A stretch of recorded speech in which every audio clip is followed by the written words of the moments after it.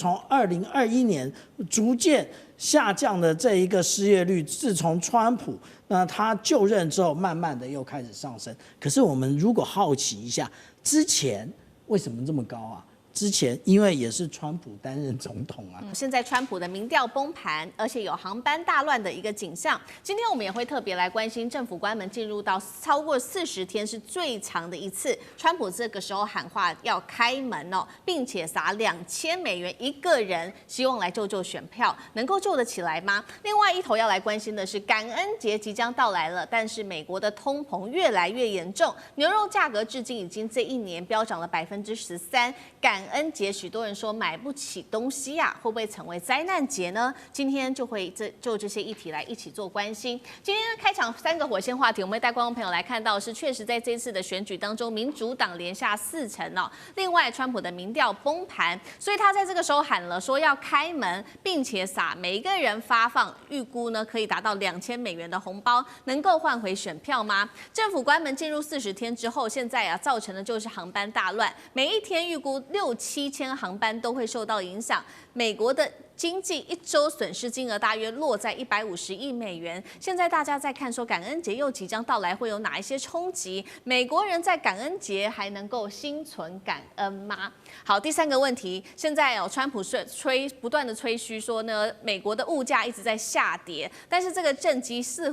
否被打脸了呢？因为呢，沃尔玛推出了一个套餐，价格看似是这个比较便宜，但是里面的餐点已经大缩水了哦。那么另外一方面，美国的牛肉价格飙升13%，美国人饭都吃不饱了，还要继续的相信川普吗？今天我们都会请来宾一起来做解答。好，我们今天要来关心到的是来自于华盛顿邮报的最新民调了，包括了现在做了一个统计，60%的美国人他们都不认同川普的执政，甚至有67%的人认为美国现在走在错误的道路上面。那么看到目前的这个状况，当然了，川普还是会感受到压力的，所以他寄出了说，另外一方面，美国的这个关门进入到40天之际川普说了，他说快要开门了之外，每个人他接下来宣布了，每个美国人不含高所得者会来发放$2000的现金大红包，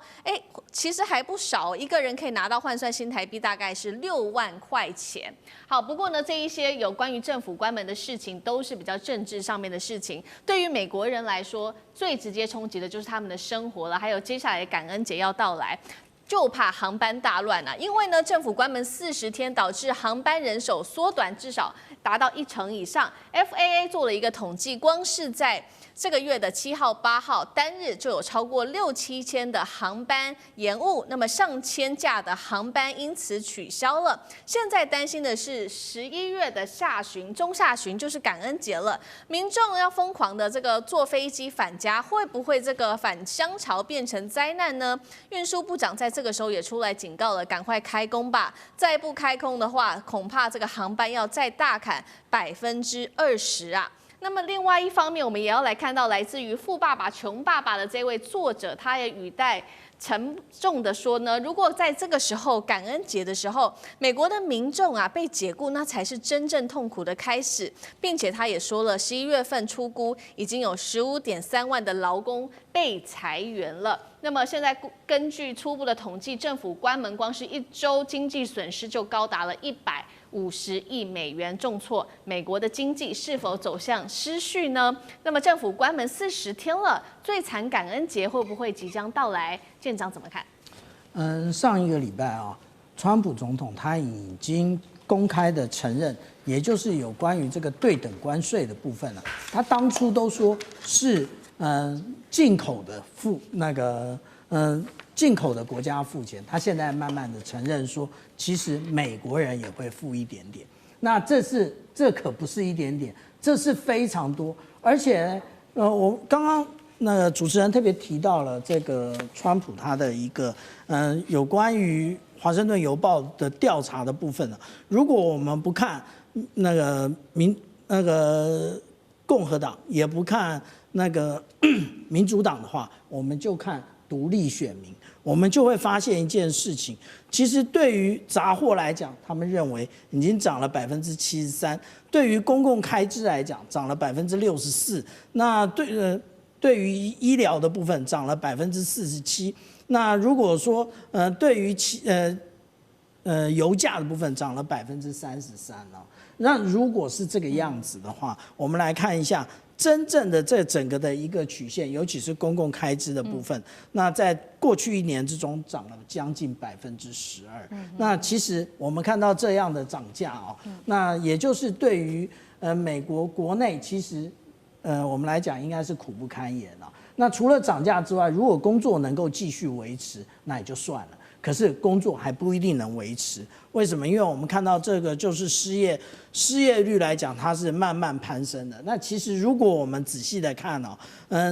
这一个就是从2021年逐渐下降的这一个失业率，自从川普他就任之后，慢慢的又开始上升。可是我们如果好奇一下，之前为什么这么高啊？之前因为也是川普担任总统啊，所以今天我们这样看啊，也就是有关于失业率也不断的提高，然后再加上各个的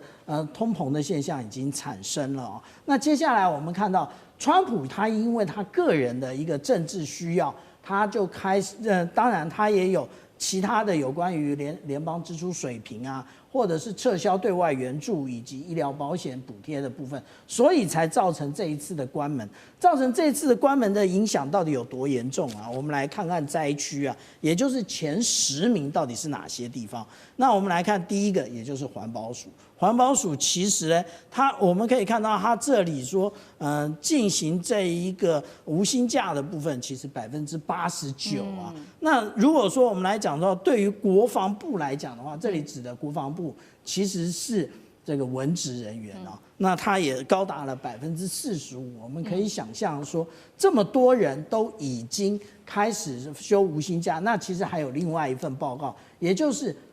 他在这个休无薪假的期间，其实直接被那个 lay out， 直接被辞退。那也就是说，这个职缺越来越少，可是马上感恩节就要到了。那感恩节其实对于美国来讲是非常重要的一个节日啊。那所以那个当大家回不去的时候，那个怒火一定上升。这个怒火会不会延烧到明年的期中选举呢？那其实这考验的是川普的智慧。川普乱搞了这么久的时间，美国终于是看不下去了。现在人心思变哦，川普自己输不起这个选举不公哦。那么我们今天要来做解读，到底怎么一回事？美国的内部火线话题3个，请来宾来帮我们做解答。川普执政了将近1年的时间，美国的民意现在大转向，民主党在这个时候翻盘了，尤其最新的一个选举哦，红州已经变天了，这是川普的政策失灵吗？那么同样的，川普痛骂民主党是神风特工队啊，正在毁灭美国，就算是这样骂，也救不了自己的选情了吗？美国人终于受够这一位自封为国王的川普了吗？另外，今天会来特别做关注的是纽约哦，这一位最年轻的市长，他的照片在 CG 的最旁边哦，34岁而已的，他是曼达尼逆袭成功，他是一位穆斯林青年，凭什么这回让川普感到害怕，甚至气到发抖呢？他痛批这是共产主义经济噩梦的崛起。最后一个今天要来做关心的是，针对于川普的关税案是否违法，最高法院已经开审了对等关税案。现在大家都不支持川普，甚至是连保守派的法官都质疑川普有越权。如果败诉的话，川普还撑得住吗？他会不会为了其中选举吞下有关于关税的这一股傲气呢？今天我们都会一起的来持续做关注。好，我们今天要来特别关注的就是这个美国川普很喜欢一直称自己是国王，但是这一下真的是糗了，因为时间在4号4场的选举，民主党大胜，包括拿下1市长2个州，连红州今天是在维吉尼亚州都确定翻盘了。川普说呢，专家说呢，这是川普提前跛脚的一个警讯，也是象征民主党从谷底翻身。最新有一个这个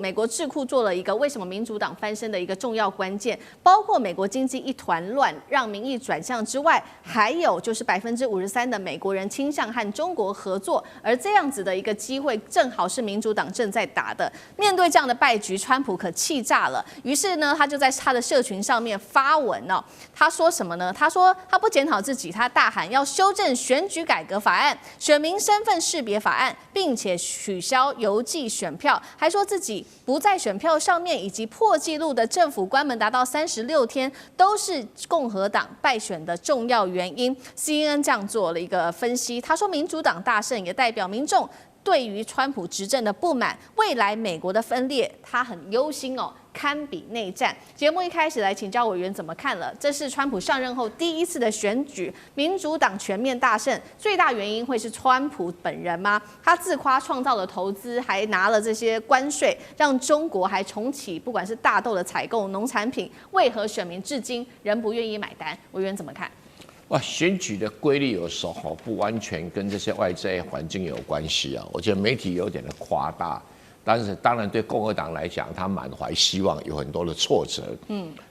纽约市长的选举，共和党要赢啊，如登天的困难啊。这一次并不是共和党跟民主党在选啊，是民主党跟民主党没有提名的库莫在选啊。这才是真正的一个真相啊。所以只是说，因为选出来这个市长，他们是特殊的背景，是川普最不喜欢的背景。对。而另外一个也是民主党的脱党参选的库莫，是相对比较温和的，所以川普才会说是共产主义。不过因为那个在纽约市比较特殊，纽约市是一个美国这个外来的人口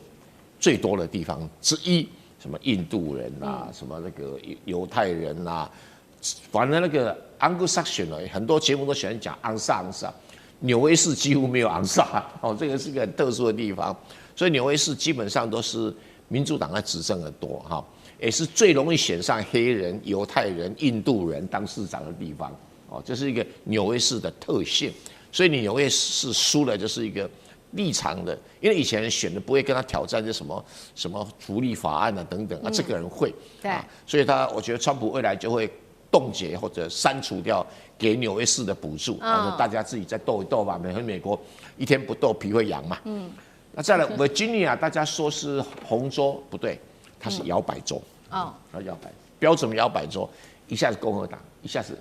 民主党。但这一次他们认为共和党是有机会的，没想到选了州长也输，副州长也输，我一大堆官员都输了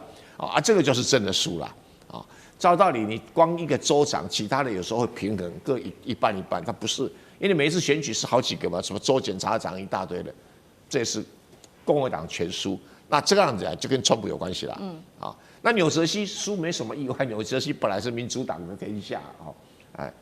有点像台南市安什么安西区还是什么西区那标选举票开出来，国民党想赢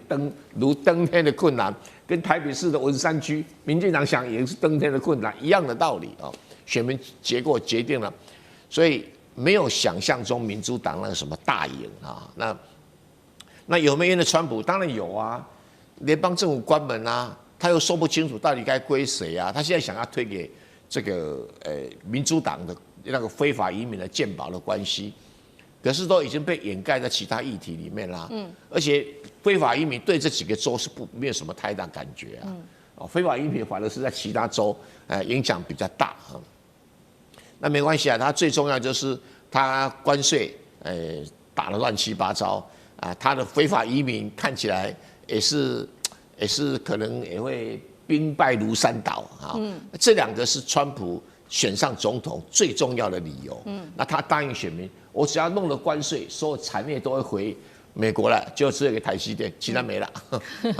所以台湾人比较好欺负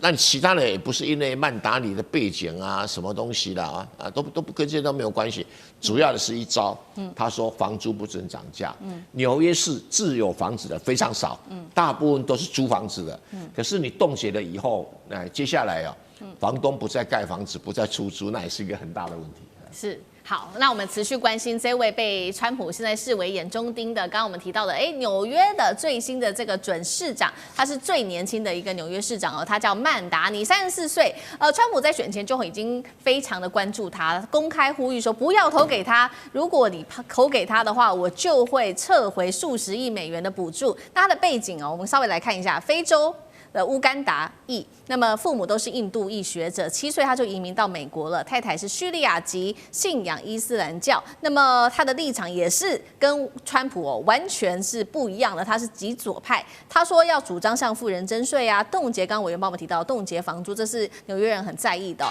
并且扩大社福最低时薪30美元。简直就是跟川普完全是相反的，并且他这次是透过 TikTok、IG 等等获得影响力，也获得了不管是纽约的年轻人、移民或者是中产阶级的支持。CNN 形容他是川普最怕的未来世代，他选后也呛川普说 "Turn the volume on"， 那么川普气的骂他是共产主义经济噩梦。赖老师怎么看？他是反川普的一个指标性的人物，很鲜明啊，也很活跃啊。而且你可以看到他的演讲啊，他的煽动性极强，啊，他的推动力、爆发力极大。那也就是说，这样的一个民主党的，而且是在一个这么重大的一个城市纽约市啊，在这个地方来当市长，那是反川普的一个健将。你想他在整个媒体的分量，有了这样的一个市长的宝座，他的分量当然又不可同日而语了啊。那个跟候选人就不一样啊。啊，他是现任的市长，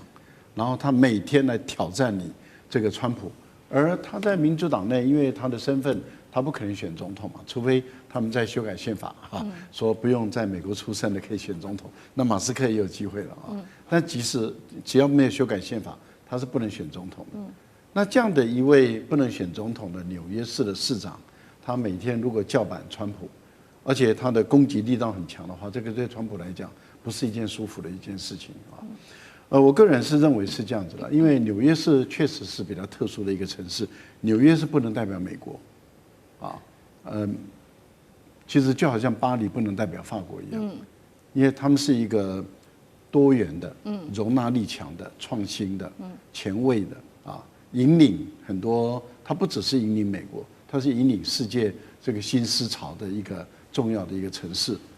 那在这样的一个重要城市里面，选出一个很有特殊特质的，我觉得这个是不意外。但是问题是在于，他的政治指标很明显的就是反川普，对抗川普。那川普把他认为他是左翼、极左翼、社会主义、小共产主义者啊，所以所有的这些，但是问题就在于，他甚至直接介入了这个纽约市市长的选举。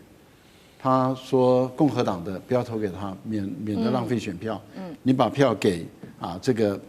同党竞争，然后在第一轮输的，然后脱党出来以这个独立参选人参选。他说你把票给他，而且还采用他介入阿根廷总统选举有效的手段，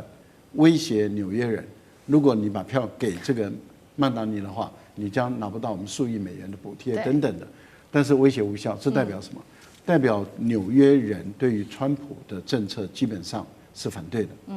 我觉得这是一个非常具有指标性的意义。好，一方面我们是关注这位新崛起的新秀，那另外一方面我们也要持续的关心是说，有关于川普的关税战，他会不会因为现在呢他的民调比较低，而未来做一个收手呢？因为这个他的关税战到底有没有违法？目前呢是在最高法院5号开庭审理了对等的关税案，那么包括了不管是自由保守两派都罕见的一致质疑关税是属于国会的权限，认为川普已经有越权了。那么首席大法官也说呢，税收是国会的核心权利。川普则是回呛这个关税战是国家的生死战啊。财长贝森特也说，就算违法，好没关系，我们也会找其他的法律来继续的征收关税。再加上政府关门进入36天，党内民怨沸腾，支持率在关于川普的持续下探。恐怕都会持续的重挫。2026年的期中选举，川普有可能会为此来收回他的关税对等政策吗？如果法院判他败诉的话，厉将军怎么看？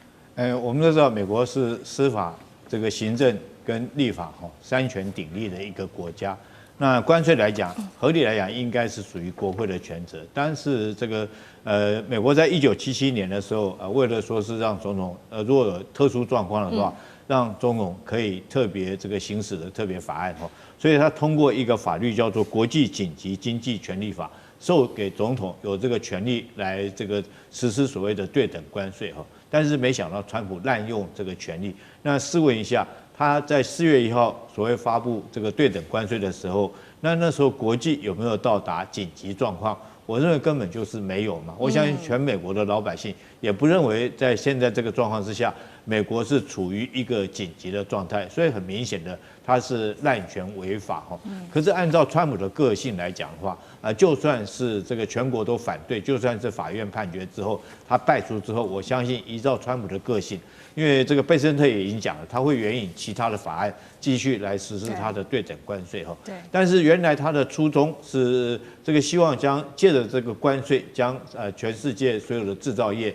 再拉回美国来，让美国再次伟大。但是实施了半年以来，我们现在所看到的，它不但没有将制造业拉回美国，而且造成美国经济的一个失衡。因为有很多企业主他会认为说，是我如果在美国投资这个设厂来讲的话，那可不可以这个赚到钱哈？第一个，我工资本来就比较贵；第二个来讲，我的供应链还是要靠国外进来哈。所以在这种状况之下，很多企业来讲并没有在这边投资设厂，而且你要建立一个工厂，不是1天2天就可以完成的。那如果说是3年之后，你川普不再当总统的话，那我这个厂是不是白投资了？所以造成美国经济的失衡。但是这未见其利，先蒙其害哈。那让美国的老百姓现在所感受到的就是通货膨胀哈，这个怪兽已经在开始在爆发了哈。虽然说目前 CPI 指数大概2.4，可是核心的 CPI 指数已经到达3.0，所以我觉得美国民众也感受到这种。那除了关税之外，我现在不管是移民政策哈，或者是它的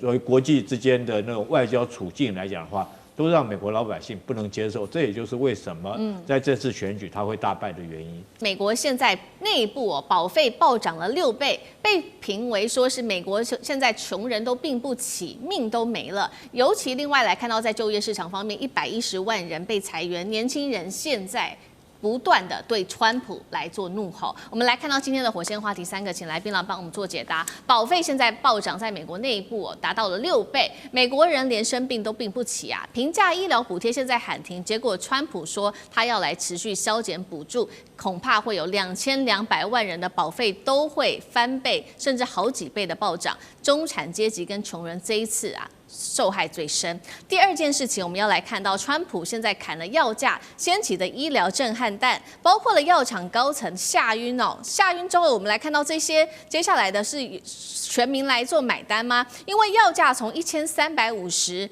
美元砍到了350美元，看似好像是帮民众省钱但是掀起的是健保保费的崩盘。等一下我们都会一起的来做解读。另外今天也会来关心到了这个失业率，110万人的失业，年轻人找不到工作，非常的苦。华尔街日报现在也最新揭露说，70%美国人认为想要美国梦早就已经消失了。美国真的美国梦回不去了吗？不能做了吗？今天我们都会一起的来做解读。好，川普，我们今天要来关心到的是引爆了全美的医疗风暴。这个风暴从保费的补贴，一直到这个保费的暴涨，还有药价崩盘，都让中产阶级跟穷人现在陷入困境当中。尤其今天有一个重点消息，川普他已经正式的宣布了，针对2大巨头的药厂，包括了诺和诺德跟礼来的减肥神药，每月会从1000到1350美元的价格直接腰斩到剩下350美元，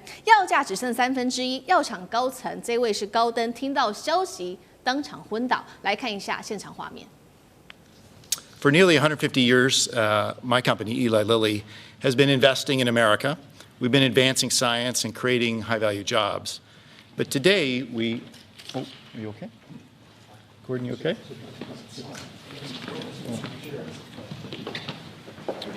Yeah.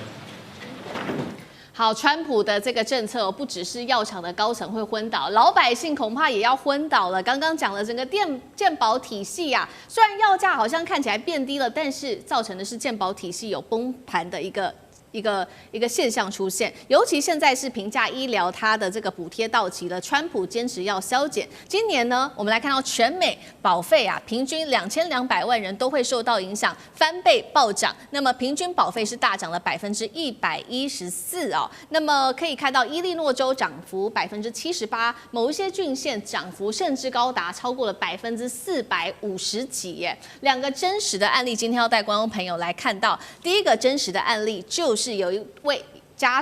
对加州的夫妻，他们原本每月呢要付的是$350的保费，明年竟然变成了$2200多，换算新台币，每月得花7万多元新台币，只是光缴保费，他们几乎真的是没办法住在美国住下去了，恐怕得放弃美国的健保，搬到其他医疗比较低的国家去居住。另外一件事情是，老人家可就更惨了。64岁的族群每月的医保费用是年轻人的3倍耶。那么我们就会看到说，如果你在加州64岁的老人没有补助的话，一年得要缴超过$1万的保费。杨老师怎么看？平价医疗补贴到期，现在将会对美国老百姓造成多大的冲击？美国人现在连生病的权利都没有了吗？我以前在美国念书的时候啊，真的是经过了一次发高烧，在急诊里面，就是待了2个小时，打了一个大概就是这个盐水针，然后呢吃了2颗退烧药，回到家里面烧退了。结果接到了在账单之后，我发觉以后我真的不敢生病了，在美国，$500块。那但是因为有学校的保险。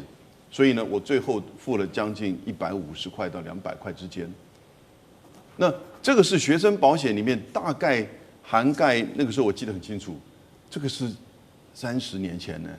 大概付了每年是300到400块美元之间。所以这一次你看到平价医疗保险呢，它就叫 Obamacare Affordable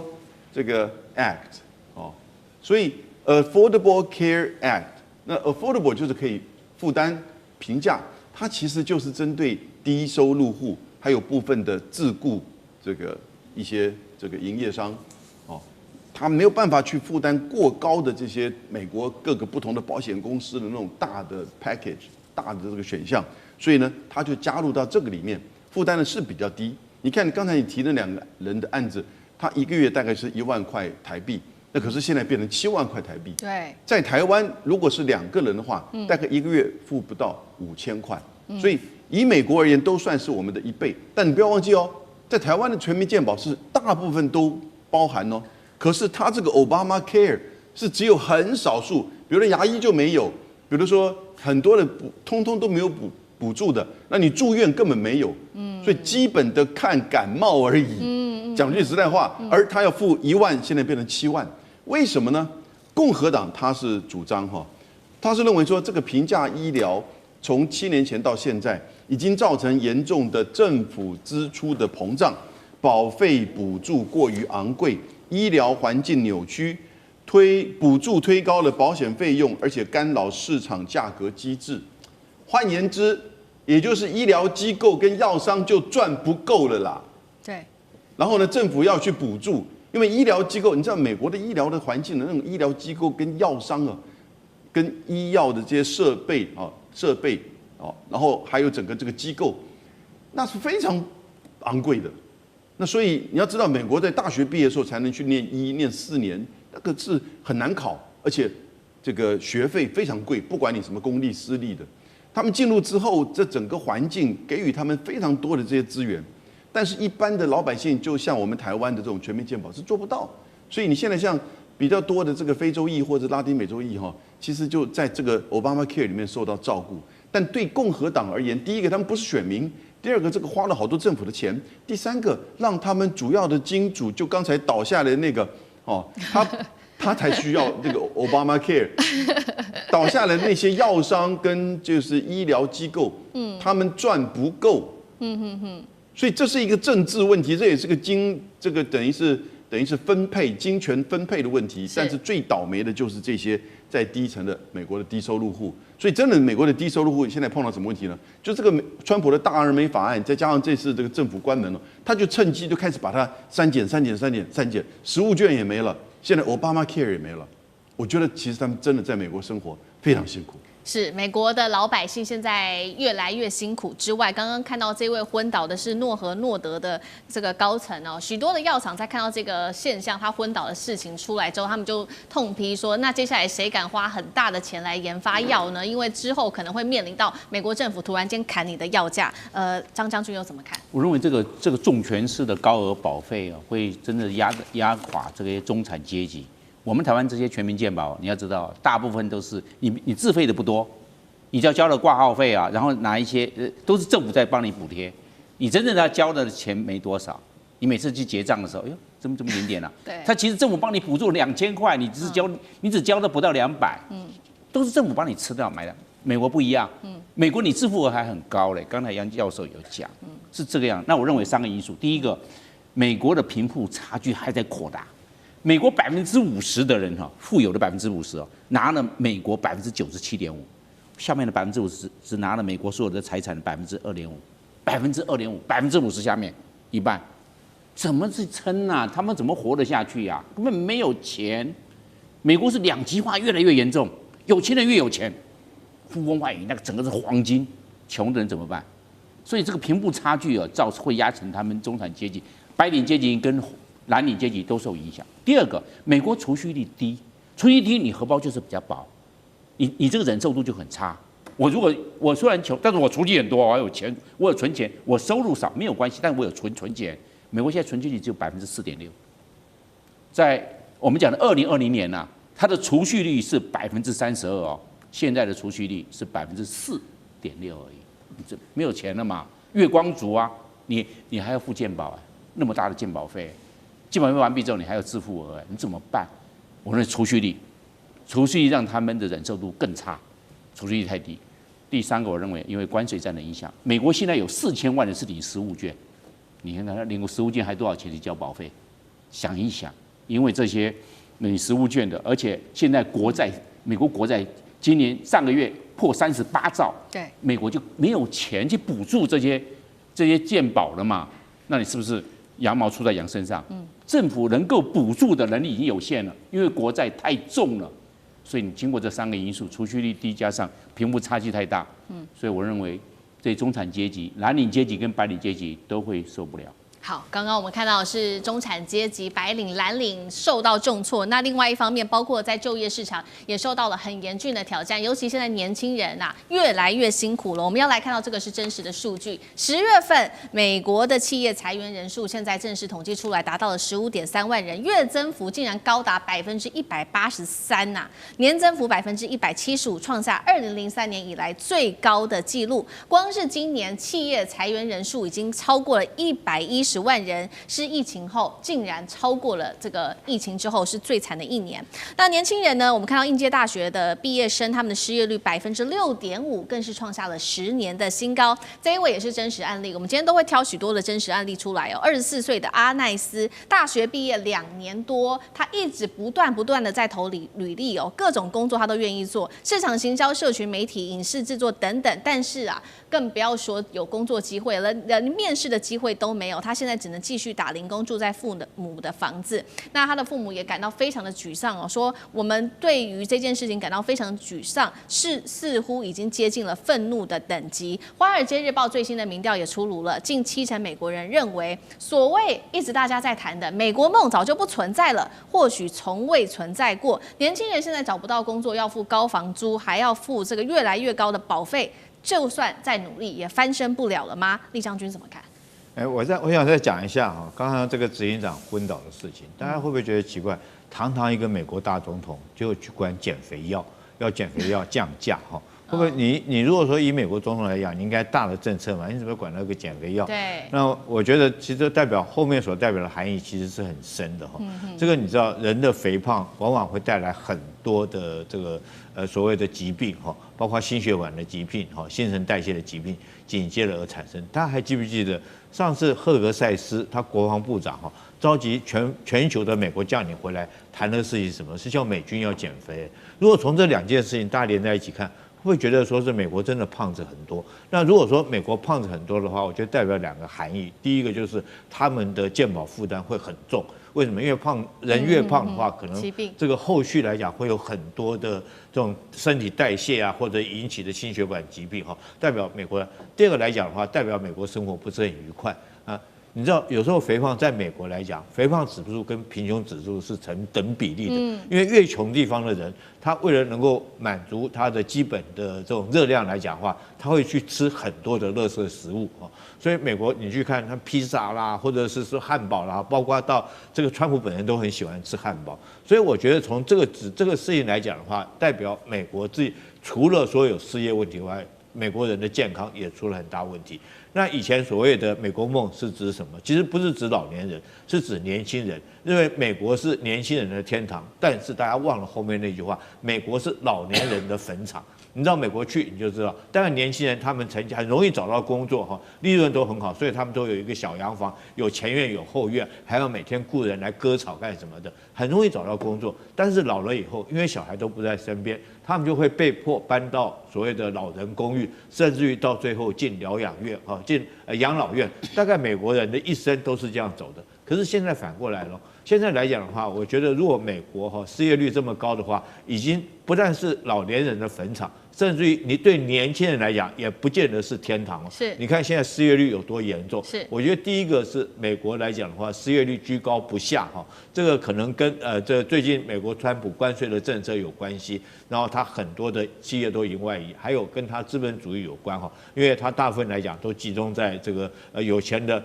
这个富者越富，贫者会越贫。那第三个当然是受到 AI 近期兴起的影响。AI 确实会取代很多人的工作，甚至于包括医生啦，包括这个包括科学家啦，包括老师，很多工作都会相对的会被取代哈。所以我觉得美国以后来讲的话，是不是还是年轻人的天堂？我觉得就要打上一个问号了。政府现在关门进入2个月了，粮食券现在正式的已经要喊卡了，4200万名的美国人恐怕陷入在饥荒当中。而这一场风暴，大家一开始看，本来以为是这一些比较贫穷的人会陷入饥荒，但是现在这样的风暴已经快速的扩散到美国的中产阶级了。法院也紧急拨款，希望能够救得了这一些民众，不要挨饿。但是我们来看到川普的民怨现在是炸锅了吗？等一下都会一起来做解读。今天开场3个火线话题，会请来宾来帮我们做解读。首先，政府关门，确实现在从11月1号开始，4200万人就是粮食券会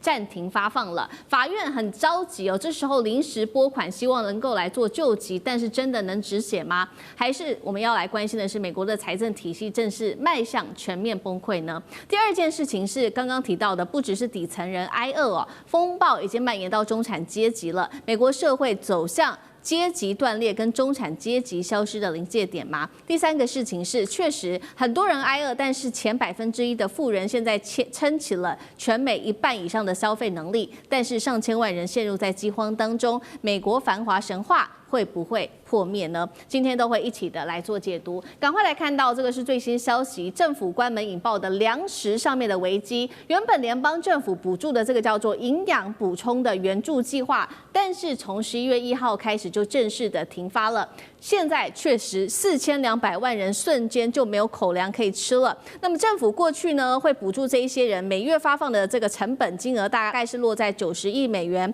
换算新台币2700亿，其实是非常多的。这一次川普直接停发，也就是每月不会有这些新的支出了。另外我们来看到75万名的这些公务人员已经停薪超过1个月的时间了，他们靠着刷卡，甚至有人就是卖了家当来持续的维生。我们要来看到一些比较实际的案例，这是来自于民众怎么说，尤其现在面对的是拿不到食物券哦。53岁的美国人他是这样说的，这个是新西亚，卖掉了自己原本的2只 iPhone， 车子也被拖走了，现在只能靠咖啡奶昔度日。还有我们来看到，本来在纽约这边有一个地方是华人比较多的地方，叫 Flushing， 它这边街头上开始有了慈济的食物仓储，成为华人救命的一个家庭的救命线。但是现在一位妈妈苦笑说，米和蛋涨太凶了，又没有来自于政府的粮食补充，接下来该怎么办呢？另外是来自看到是60岁的这位比较弱势的哈蒙德老奶奶哦，她说呢自己因为伤残，本来是靠粮食券可以照顾她的3个孙儿，但是现在政府的补助临时喊卡了，她应该要怎么办呢？面对现在各种的民怨，我们来看到美国的法院决定下令动用预备金来救急，但是仍然是救不了近火。也有一些餐厅推出了$1的爱心餐，赶快来救急。但是我们也要看到这一场红色警戒来自于高盛发布的最新消息，他说，消费疲软现在已经蔓延，从比较这些低阶的这个平民哦，现在已经扩散到了中产阶级，尤其本来是消费很重要的主力之一，25到35岁的这些青年族群，他们的支出开始不断的锐减，消费者信心跌到了数十年来的最低点。但是我们看到来自于穆迪的报告，全美10%最富有的群体，他们占全国1半以上的消费，而底层跟中产阶级现在消费正在紧缩当中。圣诞节原本家长是希望能够做庆祝的，甚至有学校提议说让小朋友去参加这个华府3天2夜的旅行，要价竟然6万台币，大约是$2000左右。民众说啊，干脆不要去了，实在太贵了。所以现在也掀起了圣诞在家躺平潮。节目一开始要来特别请教委员怎么看了这个政府关门2个月，再加上粮食券喊停，通膨压力现在也逐渐的变成饥饿现实哦，民众面对到的问题非常的大。那么2家的法院现在要下令临时拨款救急，能够止血吗？委员怎么看？美国整个社会是有问题，但是我是觉得新闻报道一定会稍微报得比较夸大一点，因为毕竟美国的国民所得还是平均高达7万块美金，你不能够忽视它的基本国力。那有这些新闻呢，我们跟大家解释一下哈。美国这个发放食物券，所谓的4200万人，它的起始的原因不是说因为你穷，所以我才发食物券给你，或者不能把它推论为你如果没有食物券啊，你就活不下去。这两件是两码子事哈。美国社会为什么会有食物券产生？最早了，他们叫做负所得税，就是说，如果你低于这个某一个所得水准，我每个月要给你多少钱啊？那这个当然是一个比较特殊的社会福利计划，就是在国家很有钱的时候，当然推这个没有问题。可是，一开始他们试行的时候，发现一个现象，有些家庭哦，你钱给他，他的钱不会花在小孩子上面，不会给小孩子很好的营养。而是爸爸拿去喝酒，妈妈拿去赌博，他们一直这个问题很头痛的。后来他们干脆这样好了，我就给你食物券，那你几个小孩，我给你多少食物券，用这个方式来确保小孩子的最基本的营养。那这个概念跟我们台湾的营养午餐的概念是一样，你不能说有营养午餐而表示台湾很多人很贫穷，或者取消营养午餐，别人有很多人很饥饿，这两码子事哈。那你说有没有非常贫穷的可以来做新闻报道？还是有，但不是那个4200万人。我先跟大家解释，是这个样子的哈。所以，不必要用这种方式去看问题哈。那你现在这个法院呢，所谓联邦地方法院裁定说，哎呀，这个联邦这种关门还是要处理啊等等。那这是法院的依法的立场，他认为就是说，你联邦这种关门是一件事情，你该发给大家食物券。那些人军队都可以上班，为什么军人不能上班？主要是在争论这一点。他认为这个是一个国会通过的法案哦，跟你联邦这种关门没有关系。那美国的中产阶级有没有在往下滑？有在往下滑，但是往下滑，它还是全世界少数最有钱的中产阶级。我们不能。那当然他会很多抱怨因为美国的中产阶级的消费力是很吓人。但是借贷力也很强所以他经常就是会买这个车子啊，然后这个房子啊等等都是靠贷款，所以会有一定的利息的压力等等。那所谓的全1%的富人撑起全国消费的一半，我对这个事情是存疑的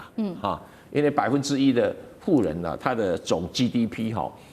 对不起撑起美国这么庞大的一半的消费，因为美国消费占 GDP 70%这个说法我认为是稍微夸大了一点怎么算都不符合这个数字。那你现在就是说，因为这个食物券造成那个法拉盛啦，发放这个食物品这个几乎全世界到处都如此啦，台湾也一样。有人送免费鸡蛋就一堆人排队送免费面包一堆人排队这不表示他们饥饿这两件事情。有人就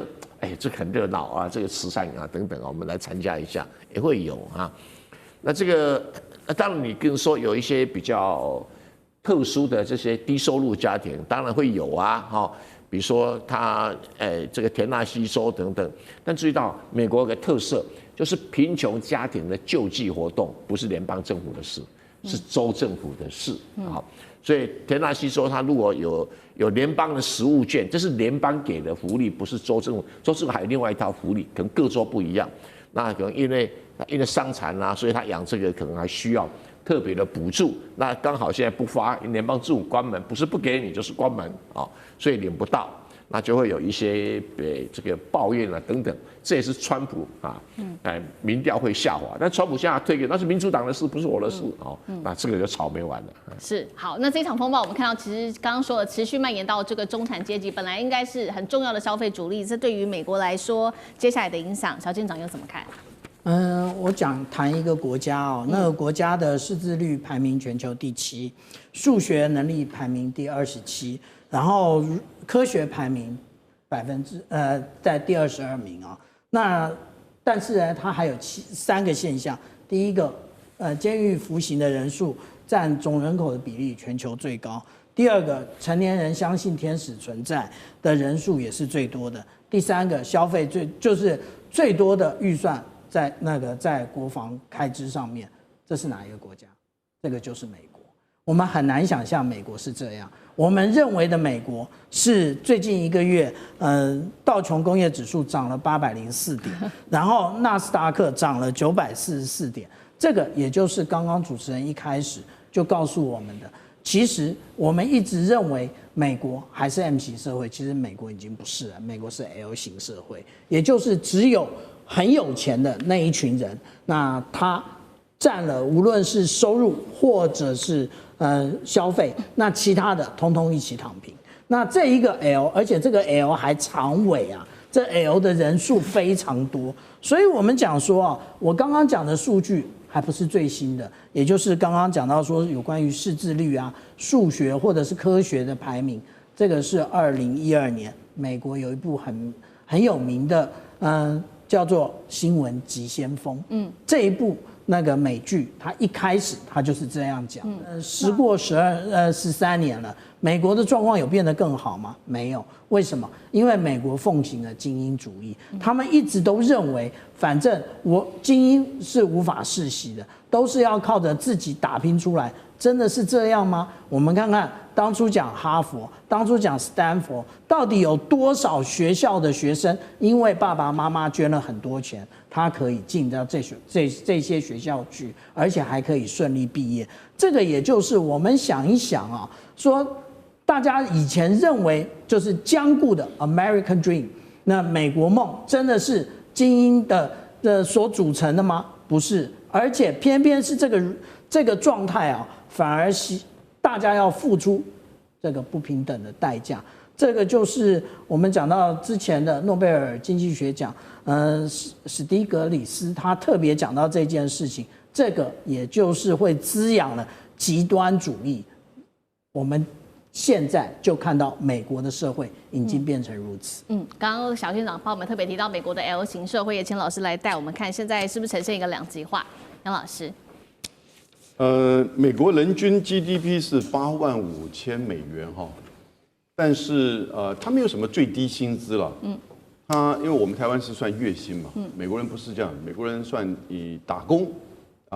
最低薪资多少？联邦有规定，这个还真的蛮低的，是7.25美元1个小时。但是有一半以上的美国的州啊，那每个的州的规定又不一样，大概就是15块美元1个小时。像加州是16块，华盛顿州也是16块。然后呢，每个这个 county 哈，它可以有更进一步的规定。所以全美国最高的这个时薪啊是在哪里？在好莱坞，19.65美元。所以如果你一天工作个8个小时，一个礼拜工作5天，其实你可以大概如果用15块来计算的话，可以得到台币7万块以上。如果说台币7万块以上扣掉税，因为又有地方不同，比如在纽约市，你要扣州税，你要扣这个市的税，你所有的消费，所以还会因为有地点的差异，比如说在中西部，它的税就比较低。然后呢，你的消费通常过去，因为还记不记得4月份川普打全球贸易战之前，大部分国外的商品进入到美国，几乎都是2%的税，或者是最高2.5%。中国大陆大概是23%。那所以呢，其实全世界的东西就到美国来。通常你在超级市场，我在美国住过4年的时间，你会觉得那些东西相较于其他国家真的是比较低一点啊，价格比较低，因为大量的这个消费，而且在美国的环境，其实除了在都市之外，你大部分的郊区那个都是比较开阔的，所以呢，他们的生活其实是不会像一般我们在亚洲这些都市里面感觉这么拥挤，对，但是呢，他们的消费的习惯呢，通常就习惯于一些比较低价。今年的问题来了，就这几年呢，应该是说，那今年问题更严重，开始物价就不断的往上涨，不断往上涨的情况之下呢，中产阶级大概是年收入平均是10万美元，10万美元以台湾而言呢，都算是这个高收入了哈。对。可是呢，在美国现在10万美元可能在一般的生活都可能要相当的拮据了。是。你想想看，我们在台湾买一个大麦克一套餐，大概是160块台币 ，Uber 再贵一点。那可是呢，到美国最便宜的是15块，贵的到18块，甚至20几块，美金，那就是台湾的大概3倍这么高。所以它现在的物价使得很多人就是开始变成，就是美式繁荣会怀疑。可是它又集中在少数人的这个财富上面，这是资本体系里面的这种情况。可是他的就是大学毕业之后呢，如果你工作行业选对的话，你往往那个收入就会跳得很快。所以那个是一个靠个人竞争、靠个人能力，但是呢有一些基本的保障，因为它整个派非常大。所以你要说美国多么的贫困，其实真的还不至于。但是呢，它跟以前相比，的的确确现在是辛苦太多了。美国的经济是否大崩盘了吗？我们今天做了一个统整，说100万人的失业问题现在在美国发生，还有物价飙涨，更有60%的美国人陷入在贫穷的地狱当中。这些数字都不是空穴来风，等一下带观众朋友一起来细细看。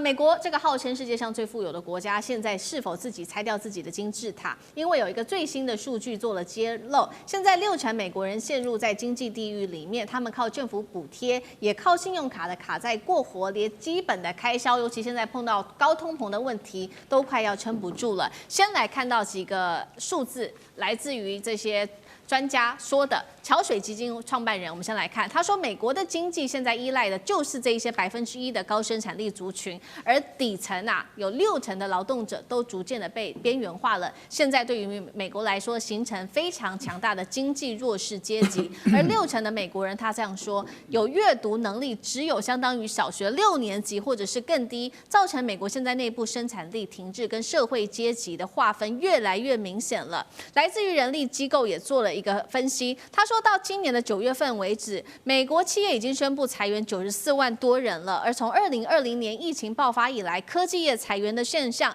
是最为严重的，一共是高达了10万人。而这个也不是一个预言的，我们要来看到的是，包括了科技业的亚马逊已经宣布了准备大砍3万名员工，这是史上最大的一次裁员潮，简直就是一触即发了。更惨的是，确实现在美国的通膨问题非常的严重。我们要来看到美国现在家庭每年得多支出1500美元，包括了他们现在日常要吃的东西，牛肉、水果、日常用品涨幅高达了10%到15%。美国的消费者的信心10月指数也创下了半年来的新低制造业更是连续4个月都是收缩的，美国民众的信心可以说都是已经快要崩溃了。而美国进口商为了要避开这些接下来潜在的关税冲击，他们选择跟中国大陆现在进行提前拉货，赶忙从大陆进口春季的商品，先放在自家的仓库先放着，免得商品会越来越贵了。节目一开始来请焦代老师怎么看了？美国号称世界首富，但是60%的民众现在陷入在贫穷跟负债当中，阶级似乎已经越来越明显了。这样的结构还能继续支撑美国霸权吗？我觉得美国很脆弱，也很危险美国所幸都一直有一些非常杰出的公司出现，然后这些公司的产值是十分惊人，所以一直依靠的这些新生的科技、新兴的这些公司来养活美国广大的底下的人。你看，在过去有微软，本来美国在克林顿总统之前的时候，其实他们已经出现经济的危机。微软还有后来的数位经济他们的出现你看它开始改变了美国，解决了美国的财政的问题、美国的经济的问题。然后 Meta 又出来了，脸书出来了，你看它创造多少财富，不管是亚马逊，然后到这个特斯拉，你看到今天都还出现了英伟达，就是辉达这样的一个公司。辉达的现在的产值都已经到它的整个公司的市值都已经到5万亿5兆美元了，这不得了啊！它一年的产值都已经是至少3400亿以上，有人估计它到5000亿都跑不掉。可是你想想看，我们台湾一整年的总产值也不过就7600亿美元，美国一家公司可以将近我们的1半国家的总产值。这代表什么？美国依靠的就是这些大公司，这些高科技的大公司，他们在支撑整个美国的经济的一个发展。可是我为什么会说他们很脆弱？就是如果这些公司出问题了、出状况了，我举个例子，假设这个特斯拉被中国的电动车打败了，然后它消失了；假设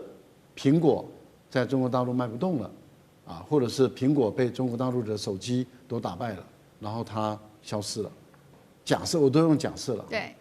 那你想想，假设中国的 AI 起来了，然后辉达，所以为什么黄仁勋他常常觉得他会睡不着觉？因为他觉得我今天起那么快，我明天可能就下来了。那如果他们一下来，如果这些支撑的美国经济能够养活这么多的美国人，因为他们的贡献的税收非常的高嘛，所以美国的社会福利或者美国的社会补贴，其实依靠的是这一些赚非常多钱、经济体非常大的这些公司的税收。那你想，这些公司如果一旦瓦解了，美国还剩下什么？所以我觉得美国这个国家，它的经济这样发展是错误的，是非常脆弱的。它一直依靠的就是硅谷等这些大头脑他们的创新的东西。可是中国打的是一个系统战，而且中国的高科技的东西越来越多的情形下的时候，你看美国领先的科技，未来10项科技中，美国能领先的不到3项了，7项中国领先了。所以如果这些美国在未来它都不再有这种独角兽巨大的公司存在的话，美国它基本上社会说崩解，也可能就是一夕之间的事情了。好，所以有一方面我们看到美国的经济重压，不管是新创产业、科技产业，但是又要面对来自于中国大陆的竞争。那另外一方面，美国现在确实经济内部也碰到许多的问题。刚刚讲的嘛，制造业萎缩，还有100万人失业。现在还有担心的就是 AI 取代了这些所谓比较低阶层的人力，美国转型会不会反而被掏空？经济会不会面临崩塌？委员又怎么看？都不会。我肯定的说美国本来就是一个阶级社会。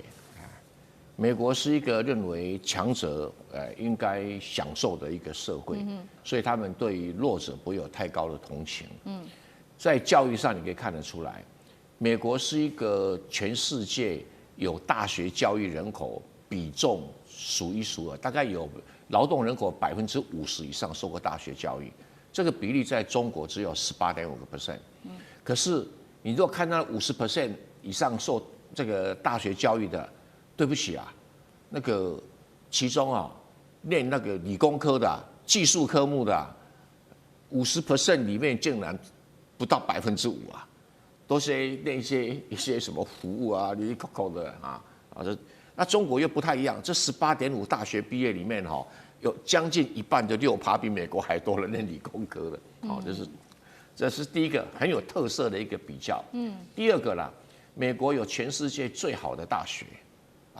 然后可是美国有全世界最烂的大学，所以他50%念过大学一半以上都烂大学，这个什么 community college 之类的东西。那因为中国对于大学教育是严格管制，不是你想设就可以设，所以变成中国的大学的素质会比较平均、比较高那这几乎是2种不同社会思考所产生的一种劳动力的生产结果。那再来谈到这个中学以下的教育哈，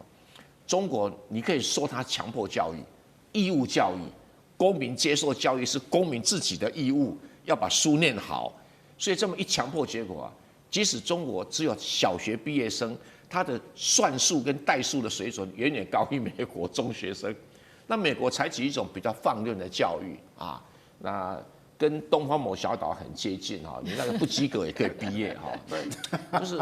这种气氛哦。可是大陆不行啊，大陆连那个小学都很严格的要求，所以变成说中国大陆虽然它大学生的比重比美国小，但在实质上它的劳动阶层的教育水平比美国劳动阶层高，所以这形成一个很奇怪的现象，就是说，美国有最好的学校、最好的大学，可以产生最好的精英阶层，可是就经常会形成美国就是一个阶级社会。那因为美国有这些精英阶层存在，那变成美国也不太容易垮啊，有点拖死狗的味道。那中国呢，就是说因为教育的这个大众教育很成功，可是它会相对的会创造一个问题，就是它的失业率会比较高。因为教育程度高，他做那个比较低层次的工作，机会越来越少，所以美国的失业经常都在4%以下，中国的失业率都在5%以上。所以这个2个国家各有它的家家有本难念的经。好，那另外请教厉将军呢，在谈到这个关税还有这个高通膨等等的问题。首先我们要知道，美国现在政府正在关门当中所以说现在的 CPI 指数来讲的话，他们没办法统计。包括到美国政府机关来讲的话，甚至于商业机关来讲的话，他们不晓得现在最新的数据是什么样。所以我个人认为这次来讲的话，这个从美国来讲几个指标，我们都认为可以看得出来，美国来讲经济将会面临一个很严峻的一个考验。第一个来讲，它国债已经高达到38兆这么多，38兆美元。那如果说按照这个利上滚利来讲的话，它很快就会破40兆的大关，这是第一个。第二个来讲的话，现在由于关税的关系，那关税到最后你要知道，进口商他一定将这个关税的成本转嫁到消费者身上。那为什么现在看起来通膨压力还没有？